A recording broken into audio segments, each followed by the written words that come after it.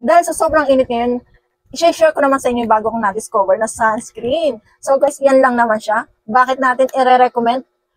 SPF 90 PA++ lang naman siya. Highly recommended. At napaka-budget friendly. Nabili ko lang to ng 130 buy one take one. So, tinted sunscreen na nga pala ito. Ang ganda rin ng coverage nito. Pwede ito sa face and body. So guys, huwag kang mag-alala na madadry ang skin mo. Nakaka-moisturize din to ng skin. And waterproof din ito. Kaya naman guys, kung ikaw ay magsuswimming, huwag kang mag-alala. Pwede to sa face and body. Kaya naman kahit mag-swimming ka na mag-swimming ay okay. Dapat din talaga sa atin ay nagsasunscreen tayo. Bakit? Para iwas pekas, melasma at protected din tayo sa araw. So saan ka pahahanap ng 130? Dalawang sunscreen na yan.